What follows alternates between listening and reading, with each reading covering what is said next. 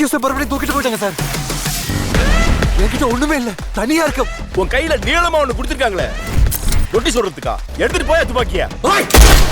ஏதாவது ஒரு வேலை கிடைச்சா போதுன்னு இந்த போலீஸ் வேலைக்கு வரலாறு. யாரா இவன்? திருச்சி கேங்ஸ்டர்.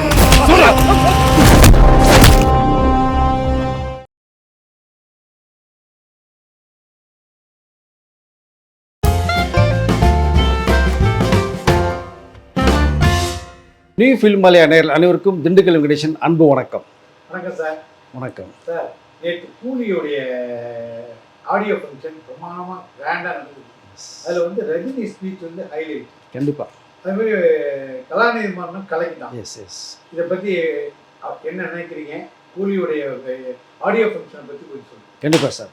கலாநிதி மாறன் அவருடைய ஸ்பீச்சை தான் இங்கே எனக்கு ஹைலைட்டாக நான் பார்க்குறேன். காரணம் இந்த சூப்பர் ஸ்டார் அப்படிங்கிற அந்த ஒரு பேருக்கு வந்து 2-3 வருஷத்துக்கு முன்னாடி என்ன மாதிரி பெரிய ஒரு கலவரமே நடந்ததுன்னு உங்களுக்கு தெரியும்.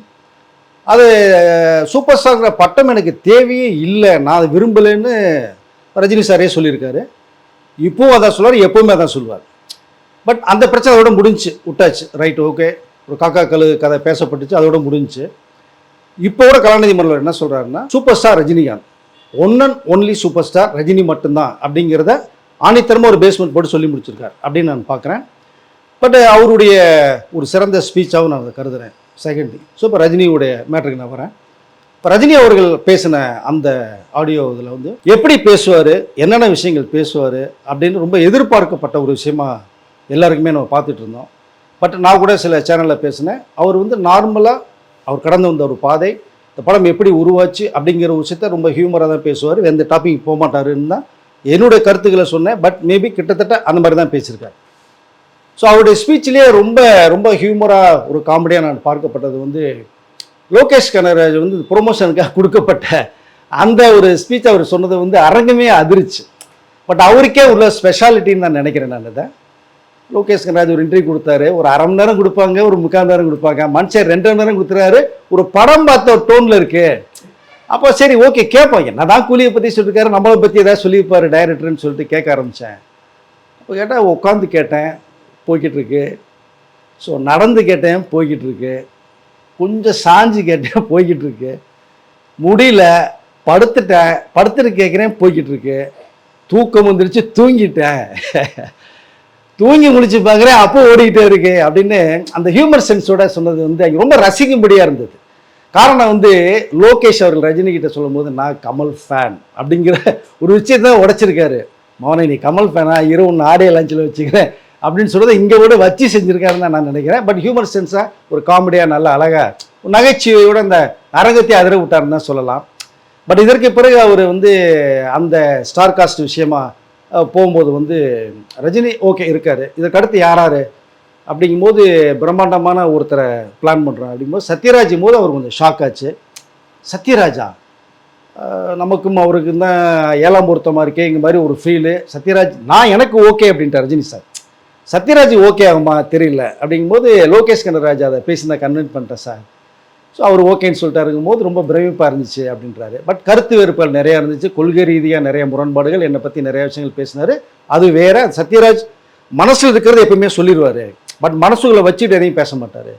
அந்த வேலைங்கிறது அந்த ஒரு நட்பின் ஆழத்தை வந்து அங்கே வந்து உடைக்கும் போது சத்யராஜுடைய ஃபேஸே ஒரு மாதிரி இருந்தது பார்க்கும்போது. பட் அவங்களுடைய 2 பேருடைய நட்பை வந்து இங்கே ஒரு ஸ்ட்ராங் பேஸ்மெண்ட் லோகேஷ் போட்டு கொடுத்துருக்கான்னு தான் நான் நினைக்கிறேன். நான் இதற்கடுத்து அப்படியே போகும்போது சோபியனை பற்றி கேட்கும்போது அவர் இந்த கேரக்டர் பண்ண முடியுமா அப்படிங்கிறாரு. ஏன்னா 2 பேரும் மோதிர சீன்ஸ் இருக்குது, ரஜினியும் சோபியரும் மோதிர சீன்லாம் இருக்குது. பட் இல்லை சார், அங்கே ஒரு நல்ல ஒரு லெவலில் இருக்கார் அப்படிங்கும்போது பண்ணுவாருங்கும் போது ஸ்பாட்டில் பண்ணதை பார்த்து ரஜினி சார் மிரண்டு போயிட்டேன் அப்படிங்கிற விஷயத்தை அது கன்வே பண்ணுறாரு. அதற்கு அடுத்து பார்த்தீங்கன்னா உபேந்திரா, அசிட்டிஸ் உபேந்திரா கன்னடத்தில் அவருடைய ஓம் படம்லாம் பார்த்து நான் பிரமிச்சிருக்கேன் அப்படின்னு ரஜினி சார் சொல்கிறார். பட் உபேந்திரா என்ன ஸ்டேட்மெண்ட் கொடுக்குறாருன்னா, ரஜினி சாரோட நடிக்கிறதுக்கான வாய்ப்புகள் வருமானு ஏங்கிட்டு இருந்தேன் ஒரு 15 வருடங்களுக்கு மேலாக. பட் இந்த ஒரு வாய்ப்பு வருமானம் விடுவானா, கப்புன்னு பிடிச்சிட்டேன் அப்படின்னாரு. பிரமாதமான ஒரு கேரக்டர் அது. உபேந்திராவுடைய இந்த ட்ரைலர் அந்த ஷார்ட்ஸ், இந்த பஸ்ஸில் காலை வச்சு கத்தியில் அடிக்கிற சீன்லாம் பார்த்தீங்கன்னா நான் வேற லெவலுங்கிற மாதிரி காமிச்சேன் உபேந்திரா. இதற்கு அடுத்து இன்னொரு கேமியோ ரோல். அந்த கேமியோ ரோலில் வந்து ரஜினி சாருடைய ஃபீல் என்னென்னா, இப்படி தான் லோகேஷ் என்ன சொல்லியிருக்கேன், அப்படியே கமல் ஃபேனு மோனை இதுக்குள்ளே இப்படியாவது கமலை கொண்டு வந்துருவாருன்னு நான் நினச்சேன். அப்போ கூட வந்து அந்த கேமியோவில் கமல் பண்ண ஆச்சரியப்படுறதுக்கு இல்லை, ஒருவேளை கமலை தான் ஃபிக்ஸ் பண்ண போகிறாரோ அப்படின்னு நான் வந்து நினச்சிட்டு இருக்கும்போது திடீர்னு வந்து இன்னொருத்தரை சொல்கிறாரு கேட்டால் அமீர் கான். எனக்கு கமல் கூட பரவாயில்ல, ஆனால் அமீர் கானுன்னு எனக்கு ரொம்ப அதிர்ச்சியாக இருந்தது. ஏன்னா அங்கே மிகப்பெரிய ஒரு நடிகர், ஒரு டைரக்டர், ப்ரொடியூசரு. இங்கே கமல்ஹாசன் எந்த அளவுக்கு ஃபீல் பண்ணணுமோ அதை விட ஒரு 10 மடங்கு மேலே அமீர் கானுங்க. இது எப்படி ஒத்துக்குவாரா அப்படின்னு ஃபீல் பண்ணும்போது அவர் ரஜினி சார்னா எனக்கு ஓகே அப்படின்ட்டாங்க. கேரக்டர் கேட்டவுடனே இவர் திங்க finish sir. Aamir Khan okay சொல்லிட்டாரு, ஓகே சொன்னார். எனக்கு ரொம்ப ஹாப்பி ஆச்சுன்றாரு. இதற்கடையில் அந்த யார் வில்லன் அப்படிங்கும்போது ஒரு கேரக்டர் சொல்லும் போது தான் அப்போது நாகார்ஜுனா போது ஷாக் ஆச்சு. அங்கே நம்ம இங்கே சூப்பர் ஸ்டார் மாதிரி அவர் இங்கே சூப்பர் ஸ்டார் ஆச்சு. ஹீரோவில் அண்ணலேருந்து இன்ன வரை கழிக்கிட்டு இருக்காரு. அதே பாடி ஸ்லிம் வச்சுருக்காரு, ஹேருக்கு முடி கொட்டலை. எனக்கெல்லாம் முடி கொட்டி போச்சு, என்னையா பண்ணுறீங்கன்னு கேட்குறேன். ஸோ அப்படியே இருக்கார் நாகார்ஜுனா. பட் ஹீரோ இமேஜ் அவர் எப்படி இந்த கேரக்டருக்கு வில்லனா பண்ணுவார் அப்படின்னு யோசித்தேன். அப்போ லோகேஷ் சொன்னது வந்து நான் விட்ட ஒரு 7 முறை கதை சொன்னேன், 7 மாதம் அலைஞ்சேன். ரஜினி சாருக்காக நான் பண்ணுறேங்கிற விஷயத்த சொல்லிட்டேன். பட் கேரக்டர் வில்லனாக இருக்கேன்னு ஃபீல் பண்ணார். பட் இந்த கேரக்டர் அந்தளவுக்கு ஒரு பாசிட்டிவான ஒரு கேரக்டராக மாறுங்கிறது அதுக்கப்புறமேல் நியாயமாக இருக்குங்கிற விஷயத்தை எடுத்து சொல்லும்போது நாகார்ஜுனா ஒத்துக்கிட்டார் சார் அப்படிங்கும்போது அப்போ தான் ரஜினி சார் ஒரு விஷயத்தை சொல்கிறாரு, ஓகே எவ்ரிதிங். ஸோ அப்போ தான் அந்த அஜித் மேட்டரை அங்கே இழுக்கிறார், ரஜினி சார் இழுக்கிறார். எத்தனை நாள் தான் ஏன் நான் நல்லவனாகவே நடிச்சிட்டு இருக்கிறது, மங்காத்தால் அஜித் பேசுகிறது வெங்கட் பிரபு கொடுத்த ஒரு டைலாக்கு, அதை ஃபோக்கஸ் பண்ணி நாகார்ஜுனா எத்தனை நாள் தான் ஹீரோ நடிக்கிறது, ஒரு வில்லனாக சேஞ்ச் பண்ண முடிவு பண்ணிட்டார். எங்கள் மாதிரி அங்கே அஜித் ஒரு மேட்டர்னா அஜித்துக்கும் ரஜினி சாருக்கும் ஒரு அண்ணன் தம்பி ஒரு பாண்டிங். ஸோ 2 ரசிகர்களுமே 2 பேருமே பாராட்டுவாங்க. எப்பயுமே அஜித் மேலே ரஜினி சாருக்கு எப்பயும் ஒரு அன்பு உண்டு. அஜித் அவர்களுக்கும் நம்ம ரஜினி சார் மேலே தனி மரியாதையே உண்டு அவருக்கு. ஸோ அந்த அளவுக்கு ஒரு நட்பு அங்கே வந்து ஒரு பேஸ்மெண்ட்டை போட்டார். அங்கே அஜித்தை பற்றி பேச வேண்டிய அவசியமே இல்லை. ஆனாலும் ஒரு விஷயம் உடைக்கிறாருன்னா எனக்கு அவருக்கு ஒரு நட்பு இருக்குங்கிற விஷயத்த வந்து உடைக்கிறாரு, ஃபேமிலி ஃப்ரெண்ட்ஸாக. ஸோ ரொம்ப நகைச்சுவையான ஒரு விஷயங்களோட ரொம்ப ஹியூமர் சென்ஸாக அது பேசும்போது வந்து அப்படியே இந்த அரங்கமே கலகலகலன்னு போயிட்டு இருந்தது. ஆக்சுவலாக கூலி படத்தினுடைய நிஜ ஹீரோ என்ன லோகேஷ் கனகராஜ் அப்படிங்கிற விஷயத்த உடைக்கணும்னா அது எந்தளவுக்கு ஒரு பெரிய மனசு வேணும்.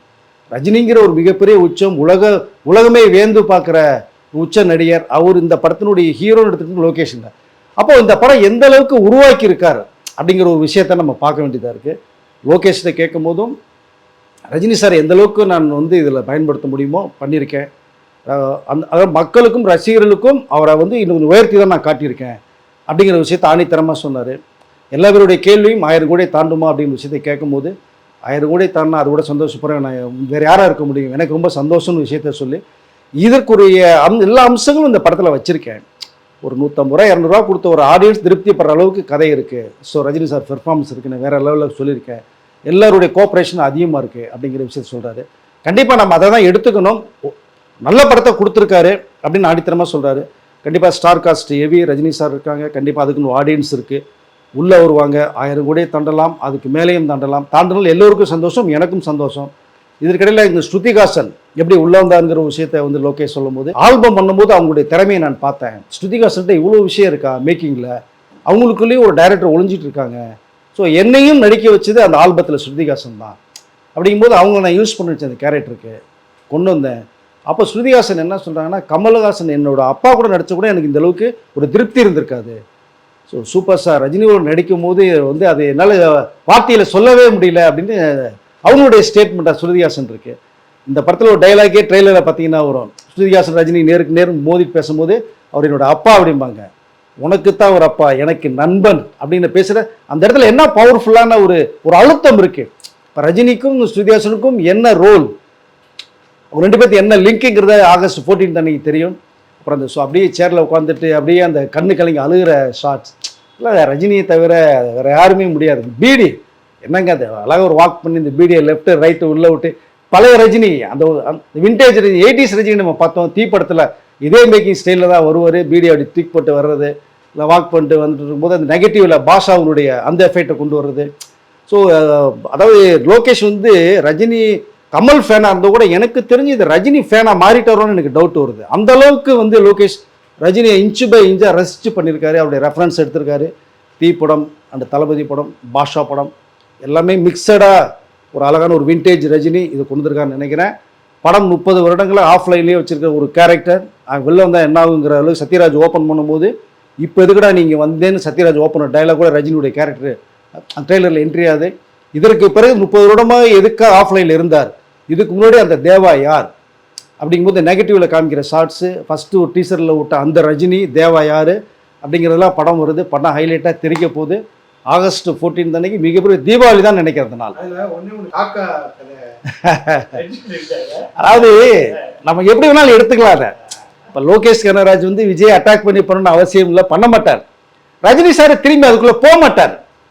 பட் அந்த ஒரு ஷார்ட்டை ஹியூமர் சென்ஸாக ரொம்ப கேஷுவலாக பீடி பிடிச்சி வாக் பண்ணிட்டு வரும்போது டே அப்படிங்கும்போது திருச்சி விழுவாங்க பைக்கில் இருக்கிறவன். ஸோ அந்த ஒரு ஷார்ட் திரும்பி கேஷுவலாக நடந்து போயிடுவார். அது பார்த்து ட்ரெயிலில் பார்க்கும்போது பிரேம் பாருச்சு நமக்கு என்ன அது அப்படின்ட்டு. ஸோ இது படம் வரும்போது நிச்சயமாக அந்த ஒரு ஷார்ட் பேசப்படுற அளவுக்கு இருக்குங்கிறதா நான் நினைக்கிறேன் நான். பட் அதை நம்ம ஒரு நல்ல காட்சியை ஹியூமர் எடுத்துகிட்டு போகலாம் அந்த சீனுங்கிறத நான் நினைக்கிறேன் நான். இதை மொத்தத்தில் அவருடைய ஸ்பீச் இதில் இன்னொரு விஷயம் நம்ம அழுத்தமாக நம்ம வந்து இவ்வளோ ஹியூமராக பேசி இவ்வளோ விஷயங்களை அரங்கத்தை அதிர வச்சு நிறைய விஷயங்களை கடந்து வந்த பாதையில் நண்பன் உதவி பண்ணது, இண்டஸ்ட்ரிக்கு வந்தது, நான் மூட்டை தூக்குனது பண்ணது எல்லா ஒரு விஷயத்தையும் சொன்னார். கடைசியில் சொன்னார்ல பணம் சொத்து எல்லாம் நிம்மதி. நான் அதை தான் சொல்ல வரேன். இவ்வளோ நண்பர்கள் உதவி பண்ணி நான் வந்து இன்னைக்கு வந்து இந்த சூப்பர் ஸ்டார் அளவுக்கு உயர்ந்து நீ உலகம் பார்க்குற ஒரு நடிகராக நான் இருந்தாலும், பட் என்னதான் கோடிகள் பணம் இருந்தாலும் மனசில் நிம்மதி வேணும், வீட்டில் வந்து ஒரு நிம்மதி கிடைக்கணும். அப்புறம் அந்த மனிதனுடைய வாழ்க்கை ரொம்ப சிறப்பாக இருக்குன்னு நேரடின்னு சொல்கிறாரு. பட்டு அவர் சொல்கிறதுல ஏதோ ஒரு விஷயம் ஆழமாக இருக்குன்னு தான் நான் நினைக்கிறேன். பட் அவரு என்னதான் சூப்பர் ஸ்டார் ரஜினி இருந்தாலும் அவரும் ஒரு மனிதர், அவரும் ஒரு அப்பா அப்படிங்கிற அளவு நான் பார்க்குறேன். ஸோ அந்த நிலைமையிலிருந்து தான் அவருடைய மனசுக்குள்ளே அப்படியே பொங்கிட்டு இருந்து அந்த ஃபீல் பண்ண விஷயத்தை இங்கே கன்வே பண்ணியிருக்கான்னு நினைக்கிறேன். பட் அதுக்குள்ளே ஆழமான ஒரு விஷயம் இருக்குது. பட் அது நீங்கள் புரிந்து கொள்ளுவர்கள் எப்படினாலும் புரிஞ்சுக்கங்க அப்படிங்கிறத நான் அந்த பாயிண்ட் ஆஃப் வியூ விட்டுறேன் நான் அதை. ஸோ எவ்ரிதிங் நல்ல அருமையான ஒரு மேடை, அதாவது நிறைவான விஷயங்கள் பேசினார். இந்த 74 வயசுலேயும் கிட்டத்தட்ட ஒரு 3/4 மணி நேரம் ஸ்டாண்ட் பை நின்று பேசுகிறது சாதாரண விஷயம் கிடையாது. இன்னமும் இந்த ஸ்பீட் குறையில, அந்த ஒரு மாஸ் குறையில, ஸ்டைல் குறையில, இந்த ஸ்மைல் குறையில, பெரிய ப்ளஸ் எல்லாமே ப்ளஸ்ன்னு தான் எடுத்துகிட்டு போகலாம். மொத்தத்தில் ஆகஸ்ட் 14 அன்னைக்கு எல்லாரும் எதிர்பார்க்குற மாதிரி நானும் கூலி எதிர்பார்க்குறேன்.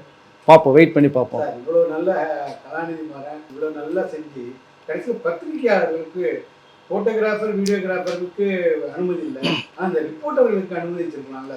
பாவம் அந்த பிஆர்ஓ எவ்வளோ எல்லாத்தையும் அவர் வந்து மன்னிச்சிங்கன்னு சொல்லி அவர் அப்படி ஆக்கிட்டாங்க. எல்லா கிராஃப்ட்டுக்கும் மதிப்பு கொடுக்குறவங்க சினிமா ரிப்போர்ட்டருக்கும் மதிப்பு கொடுத்துருந்தா நல்லா இருக்குங்கிறது என்னுடைய யோசனை. கண்டிப்பாக அது நானும் அதை திங்க் பண்ணுறேன். கொஞ்சம் வருத்தமாக தான் இருக்குது. ஏன்னா நம்ம சக நண்பர்கள் இப்போ நானும் பத்திரிகை துறையில் இருந்து தான் வந்திருக்கோம். நம்ம எல்லாம் உங்களுக்கும் தெரியும், குமுதத்தில் இருக்கும்போது நம்மளும் பத்திரிகை ரிப்போர்ட்டர்ஸ் ஒர்க் பண்ணியிருக்கோம். ஸோ ரஜினி சாரோட 7-8 வருஷம் ட்ராவல் பண்ணியிருக்கேன் பத்திரிகையாளர் தான் பார்க்குறேன். கண்டிப்பாக. ஸோ நிறையா பத்திரிகையில் ஒர்க் பண்ண அனுபவம். அன்னைக்கெல்லாம் இந்த மீடியா ரொம்ப ஈஸியாக இருந்தது. ஈஸியாக நினச்சப்போ போய் ரஜினி சாரை பார்க்கலாம், ஷூட்டிங் போகலாம், ஷோக்கு போகலாம், டிக்கெட் கேட்டால் 10 டிக்கெட் 20 டிக்கெட் வரும். எவ்ரிதிங் இருந்த அந்த ஒரு திரையுலகம் அழகான ஒரு பசுமையான அந்த ஒரு காலம் இன்னைக்கு அப்படியே தலைகளாக திருப்பி போட்டது மாதிரி இருக்குது. கொஞ்சம் வருத்தமாக தான் இருக்குது. நீங்கள் கேட்ட அந்த ஒரு விஷயம் வந்து கண்டிப்பாக சன் பிக்சர்ஸ் வந்து யோசிக்கணும். ஏன்னா பத்திரிகை நண்பர்கள், பத்திரிகை மீடியா அவங்களுடைய ஆதரவு இல்லாமல் ஒரு படம் வந்து எந்த அளவுக்கு தூக்கி கொண்டு போய் மக்கள்கிட்ட சேர்க்க முடியும்னு தெரியல. நமக்கு நம்பிக்கை இருக்கலாம், தன்னம்பிக்கை இருக்கலாம், தவறு கிடையாது. பட் இருந்தாலும் அன்னைக்கு சன் பிக்சர்ஸ் வேற அளவில் கொண்டு போனது இதே மீடியாக்கள் தான், நம்மளுடைய சக பத்திரிகை நண்பர்கள் தான். ஸோ அவங்கள வந்து கண்டிப்பாக மதிக்கணும். மற்ற கிராஃப்ட் மாதிரியே தான் நம்மளுடைய பத்திரிகையாளர் சங்கமும் சரி, பிஆர்ஓ சங்கமும் சரி, அதை மதிக்கணும். ஏன் இதில் வந்து இது தவறு பண்ணாங்கன்னு தெரியல. நிச்சயமாக பண்ணது தவறுன்னு தான் நான் நினைக்கிறேன். அடுத்த முறை இந்த தவறு கண்டிப்பாக சன் பிக்சர்ஸ் பண்ண மாட்டாங்கன்னு நினைக்கிறேன். பண்ணக்கூடாதுன்னு நான் இந்த வீடியோ மூலமாக என்னுடைய கருத்தை பதிவு பண்ணுறேன். கண்டிப்பாக பத்திரிகை நண்பர்களுக்கு மிகப்பெரிய வருத்தம் தான். ஏன்னா அது போய் நேரில் பார்க்குறான்னு உலகமே வேந்து பார்த்துருக்கிற ஒரு விஷயம் அது. அந்த மீடியாவும் ஃபோட்டோகிராஃபர்ஸ் பத்திரிகையில் போகும்போது நீங்கள் ஒரு இன்ஸ்ட்ரக்ஷன் கொடுக்கலாம். இதனுடைய வீடியோ நீ வீடியோ எடுக்க வேணாம், ஃபோட்டோஸ் எடுக்க வேணாம் அப்படின்னு சொன்னால் அந்த வீடியோ அந்த ஃபங்க்ஷனை பார்க்க போகிறாங்க. வெளியில் வந்ததுக்கப்புறம் அவங்களுடைய கருத்துக்களை பகிர போகிறாங்க.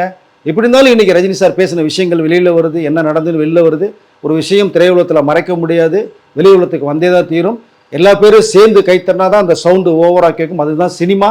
ஸோ ஒருத்தர்னால் நடக்கக்கூடிய விஷயம் கிடையாது. பட் அடுத்த முறை கண்டிப்பாக சன் பிக்சர்ஸ் நிறுவனம் பத்திரிகையாளர்களை மதித்து, பத்திரிகை நண்பர்களை மதித்து, மீடியாவை மதித்து கூப்பிட்டு அவர்களும் மரியாதை தரணுங்கிறதா இந்த நேரத்தில் நான் பதிவு பண்ண விரும்புகிறேன் சார். நன்றி சார். இந்த வீடியோ உங்களுக்கு பிடிச்சிருந்தா லைக் பண்ணுங்கள், கமெண்ட் பண்ணுங்கள், ஷேர் பண்ணுங்கள், சப்ஸ்கிரைப் பண்ணுங்கள்.